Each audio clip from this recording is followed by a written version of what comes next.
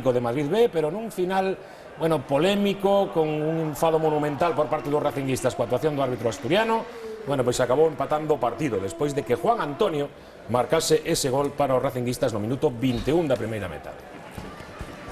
Logo no segundo tempo, algunhas opcións máis para o Racing. Hai que dicir que o Atlético de Madrid B viña nunha excelente xeira de resultados, un equipo en ascenso. Temos a sorte de que hai equipos que os vemos 2 ou 3 veces porque se enfrentan sempre cos equipos galegos, non?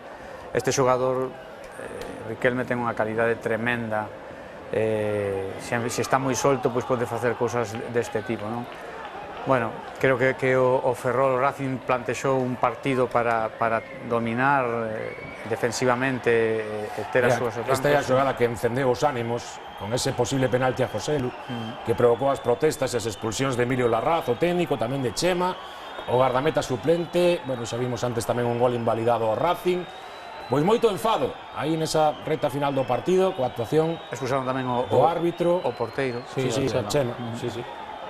Bueno, pois iso, un final que o Racing lamentou porque perdeu 2 puntos que parecía ter moi perto de conseguir, xa que o tanto do empate do Atlético de Madrid que veíamos de Darío chegaba no minuto 87. Bueno, pois aí estaba o árbitro nesa recta final do encontro, así que, bueno, pois así acabou un partido con ese enfado coa actuación do colexiado. Ha habido un posible penalti a Joselu y en la situación que estamos hemos saltado todo el banquillo. Al árbitro no se le ha dicho absolutamente nada. Él, pues probablemente con reglamento en la mano, está autorizado para venir a expulsarme porque el banquillo salga a protestar de esa forma, ¿no? Pero es que yo todos los partidos estoy viendo a los otros banquillos que salen a protestar cada jugada en Amalata y cuando vamos por allí ni te cuento y no pasa nunca nada. Por cierto, que